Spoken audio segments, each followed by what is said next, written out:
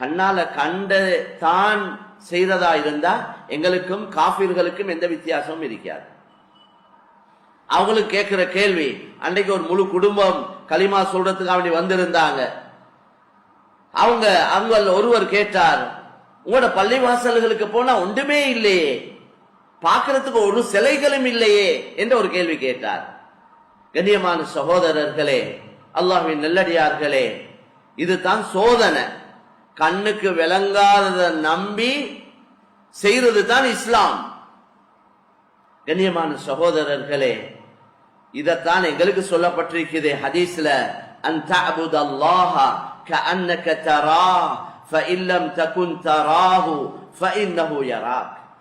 ரசூல் ஸல்லல்லாஹு அலைஹி வஸல்லம் ரொம்ப தெளிவாக எங்களுக்கு சொன்னாங்க, நீங்க அல்லாஹ்வை வணங்கக்கூடிய நேரத்துல எப்படி வணங்கணுமேண்டா, நீங்க அல்லாஹ்வை பார்க்கிற மாதிரி, நீங்க அல்லாஹ்வை பார்த்து கொண்டிருக்கிற மாதிரி இஸ்திஹ்லார் உள்ளத்துல எடுங்க, அந்த சிந்தனையோட வணங்குங்க. நீங்க அல்லாஹ்வை பார்த்து கொண்டிருக்கிறீங்க, பார்த்து கொண்டு இருக்கிறத போல வணங்குங்க. அப்படி உங்களுக்கு ஒரு சிந்தனையை உருவாக்கி கொள்ள கஷ்டமா இருந்தா, அல்லாஹ் உங்களை பார்த்து கொண்டிருக்கிறான், என்னை அல்லாஹ் பார்த்து கொண்டிருக்கிறான் என்ற சிந்தனையோடையாவது நீங்க அல்லாஹ்வை வணங்கணும். நீங்க அல்லாஹ்வை பார்க்காட்டியும் பார்ப்பதை போல உங்களோட ஈமான், உங்களோட நம்பிக்கை, உங்களோட உறுதி வரும். கண்ணியமான சகோதரர்களே, அல்லாஹ் பரிசுத்தமான தீன அல்லாஹ் எங்களுக்கு தந்திருக்கிறான். நான் அவருக்கு ஞாபகப்படுத்தினேன், கண்ணால நம்பாததை எப்படி, கண்ணால பார்க்காததை எப்படி நம்புறது என்று நீங்க கேட்கிறீங்களே, அல்லாஹ் அதுக்கு படைச்சவன் ஒரு உதாரணத்தை மனிதன் உடல்லே வச்சிருக்கிறான். கண்ணால பார்க்காத ஒன்ற மனிதன் நம்ப வேண்டும் என்பதற்காக மனிதன் உடல்ல மறைவாக ரூஹ வச்சிருக்கிறான். ரூஹ கண்ணுக்கு மறைச்சு வச்சிருக்கிறான். அந்த ரூஹு கண்ணால பார்க்க முடியாத, இதுவரைக்கும் யாரும் கண்ணால பார்க்காத அந்த ரூஹ் ஒவ்வொருத்தரோட உடல்லையும் இருக்கு. அந்த மறைவான சக்தி தான் இந்த வெளிரங்கத்துல விளங்கக்கூடிய இந்த அத்தனை உறுப்புகளையும் இயக்கி கொண்டிருக்கிறது. இந்த அத்தனை அசைவுகளும் அந்த மறைவான சக்தியின் மூலம் தான் நடந்து கொண்டிருக்கு. ஒரு மறைவான ஒரு சக்தி உள்ள இருந்து கொண்டே கண்ணை பார்க்க வைக்குது, காதை கேட்க வைக்குது, கைய பிடிக்க வைக்குது, காலை நடக்க வைக்குது, மூளையை சிந்திக்க வைக்குது. அத கண்ணால பார்க்கணும் பார்க்க இயலாது. லேசான உதாரணம், மக்களுக்கு லேசா விளங்கப்படுத்தலுமான ஒரு விஷயம் தான். படிச்சவங்களுக்கு தான் இது விளங்கும், பாமர மக்களுக்கு விளங்காதது அல்ல, படிக்காத மடையனுக்கும் விளங்கக்கூடிய ஒரு விஷயம்.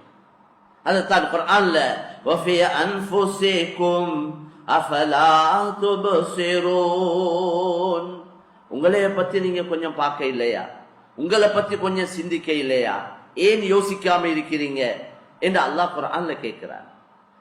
எனவே கண்ணியமான சகோதரர்களே, அல்லாஹ் அவன் குத்ரத், அவன் சக்தி, அவன் உலகத்தில் எங்களால பார்க்க இயலாது. அல்லாஹ் குர்ஆன்ல சொல்றான், லா துத்ரிகுல் அப்சாரு வஹுவ யுத்ரிகுல் அப்சார வஹுவல் லத்தீஃபுல் கபீர். உலகத்தில் இருக்கக்கூடியவருடைய யாருடைய பார்வையும் அல்லாஹ்வை எத்திக்கொள்ளாது, அல்லாஹ்வை பார்க்க முடியாது. வஹுவ யுத்ரிகுல் அப்சார், அந்த அல்லாஹ் சுப்ஹானஹு வ தஆலா இந்த அவ்வளவு பார்வைகளையும் எத்திக்கொள்ளக்கூடியவன், அவ்வளவு படைப்பினங்களையும் பார்க்கக்கூடியவன். அவனை எவனாலையும் பார்க்க இயலாது, அவன் எல்லாத்தையும் பார்க்கக்கூடியவன். கண்ணியமான சகோதரர்களே, அவன் செவுடன் அல்ல, அவன் குருடன் இல்ல, அவன் விளப்பம் இல்லாதவன் இல்ல. அதனால தான் குர்ஆன்ல அடிக்கடி வல்லாஹு ஸமீஉன் ஸமீஉன் வஹுவ ஸமீஉல் அலீம் என்றான். அஸ்ஸமீ என்ற வார்த்தை, அல் பஸீர் என்ற வார்த்தை, அல் அலீம் என்ற வார்த்தை இந்த குர்ஆன்ல அடிக்கடி வந்து கொண்டே இருக்கு. அவன் கேட்கக்கூடியவன். நாங்க வணங்கக்கூடியவன் எப்படியா கொண்டு ஒத்தனை ஐக்கணுமேண்டா, ஒத்தரை பார்த்தா இன்னொத்தர ஒரே நேரத்துல 3 பேரை பார்க்க இயலாத ஒத்தனை எங்களால வணங்க இயலாது. இந்த உலகத்தில் இருக்கக்கூடிய அவ்வளவு கோடி மக்கள், மனிதர்கள் மட்டும் எடுத்தா ஜின்கள் மனிதர்களை விட அதிகமா இருக்கிறாங்க. ஏனே இன்னும் எவ்வளவு படைப்பினங்கள், கரையில இருக்கக்கூடியவைகள், கடல்ல இருக்கக்கூடியவைகள், கரையில இருக்கிறதை விட கடல் அதிகமான படைப்புகள் அல்லாஹ் வச்சிருக்கிறான். இந்த அவ்வளவையும் ஒரே நேரத்தில் பார்க்கக்கூடிய சக்தி உள்ளவன் அல்லாஹ் சுப்ஹானஹு வ தஆலா. அப்படியா கொண்ட ஒத்தனை தான் எல்லாரும் வணங்கணும். இந்த உலகத்தில் இருக்கக்கூடிய அவ்வளவு சப்தங்களையும் மனிதர்களோ மிருகங்களோ பறவை இனங்களோ காட்டுல கடல்ல இருக்கக்கூடிய படைப்பினங்களோ எதுவாக இருந்தாலும் சரி, இந்த அவ்வளவு படைப்பினங்களுடைய சப்தங்களை ஒரே நேரத்தில் கேட்கக்கூடிய சக்தி உள்ளவன் தான் வணங்கப்பட தகுதியானவன். அப்படி உலகத்தில் யாராவது ஒரு கடவுள் இருக்கிறாரா என்று நாங்க அந்த மக்கள்கிட்ட கேட்டா, இந்த இஸ்லாத்துக்கு வாரத்துக்கு வாராங்க, சிலவங்க கொஞ்சம் விளக்கங்கள் எங்களுக்கு தேவை, சில தெளிவுகள் தேவை, எங்கள்கிட்ட சில கேள்விகள் இருக்குது, அந்த கேள்விகளுக்கு பதில் கிடைச்சா நாங்க இஸ்லாத்துக்கு வாரோம் என்றாங்க. இந்த உலகத்தில் அப்படியே யாராவது ஒருத்தர் தன்னை அறிமுகப்படுத்தி இருக்கிறாரா? எனக்கு தெரியாதது உலகத்தில் ஒன்றுமே இல்லை. நான் ஒரே நேரத்தில் எல்லாத்தையும் பார்க்கக்கூடியவன், ஒரே நேரத்தில் எல்லாத்தையும் விளங்கக்கூடியவன், ஒரே நேரத்தில் அவ்வளவு சப்தங்களையும் கேட்கக்கூடியவன்.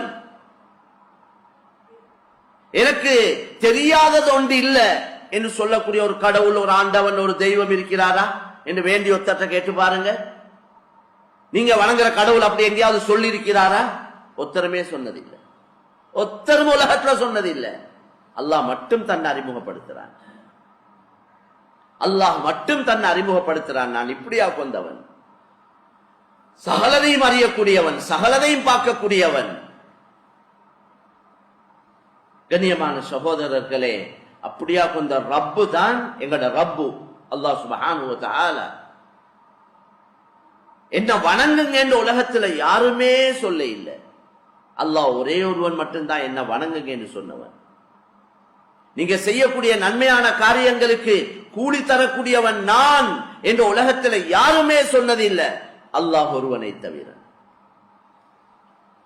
கண்ணியமான சகோதரர்களை, இந்த அல்லாஹ்வுடைய சிஃபாத்துகள், அல்லாஹ்வுடைய தன்மைகள், பண்புகள் அல்லாஹ் கிட்ட இருக்கிறது யாருக்கிட்டயுமே இல்லை. அவன் தான் அல்லாஹ் சுப்ஹானஹு வ தஆலா. எனவே கண்ணியமான சகோதரர்களே, அவன் கட்டுப்பாட்டுக்குள்ளத்தான் எல்லாமே இருக்கு. நாங்க சும்மா ஒரு பணக்காரன், ஒரு வசதி உள்ளவரை பார்த்தா அவருக்கு என்ன ஒரு தேவையும் இல்லை. நாங்க கொடுக்கறது உண்டு, அவருக்கு தேவையே இல்லை. நாங்க என்ன பெரிய ஹதியாக்கள் கொடுத்தாலும் அவருக்கு கணக்கும் இல்லை. ஏன்னா அவருக்கு எல்லாமே இருக்குதுன்னு சொல்றோம். அல்லாஹ்வால படைக்கப்பட்ட அடியான், அல்லாஹ்வால கொடுக்கப்பட்ட இந்த அடியான இப்படி விளங்கி இருக்கிறோம் நாங்க. அல்லாஹ் எவ்வளவு பெரியவன், இந்த சகலதையும் படைத்து பரிபாலிக்கிறவன். அவன் கட்டுப்பாட்டுல தான் அவ்வளவும் இருக்குது. அவன் நாடுற மாதிரி தான் சகலதும் இயங்கிக் கொண்டிருக்குது. அவன் அறியாம ஒன்றுமே இல்லை. அவனால தான் எல்லாமே நடந்து கொண்டிருக்குது. அப்படியா கொண்ட அல்லாஹ் எப்படி ஏனைய யாரின் பக்கம் தேவையில்லையோ, யாரின் பக்கமும் யாருடைய வணக்க வழிபாட்டின் பக்கமும் தேவையில்லாதவன், மனிதர்களின் பக்கமும் தேவையில்லை, இந்த மனிதர்களுடைய வணக்க வழிபாட்டின் பக்கமும் தேவையில்லாதவன் அல்லாஹ். ஹஜ்ஜுடைய கடமையை சொல்லிட்டு சொல்றான், ஹஜ்ஜ கடமையாக்கி இருக்கிறானே, வசதி உள்ளவங்களுக்கு ஹஜ்ஜு கடமை. வமன் கஃபர ஃபஇன்னல்லாஹ கனியுன் அனில் ஆலமீன். யார் இந்த ஹஜ்ஜுடைய கடமையை நிராகரிக்கிறாங்களோ, மறுக்கிறாங்களோ, அல்லாஹ் சொல்றான், அல்லாஹ் உலகத்தார அனைவரை விட்டும் தேவையில்லாதவன். அல்லாஹ் உங்களை யாரின் பக்கம் தேவையில்லாதவன். இன்னொரு ஆயத்துல சொல்றான், ஹா அன்தும் ஹாஉலாஇ துதஊன லிதுன்ஃபிகு ஃபீ ஸபீலில்லாஹி ஃபமின்கும் மன் யபخل ومن يبخل فإنما يبخل عن نفسه والله الغني وأنتم الفقراء. ها أنتم تدعون لتنفقوا في سبيل الله. அல்லாஹ் குர்ஆன்ல சொல்றான், நீங்கள் அழைக்கப்படுகிறீர்கள், நீங்கள் அவ்வளவு பேரும் அழைக்கப்படுகிறீர்கள். லிதுன்ஃபிகு ஃபீ ஸபீலில்லாஹ், அல்லாஹ்வுடைய வழியில நல்ல காரியங்களுக்கு செலவழிக்கும்படி நீங்கள் அத்தனை பேரும் அழைக்கப்படுகிறீர்கள். அல்லாஹ் உங்கள் எல்லோரையும் அழைக்கிறான்.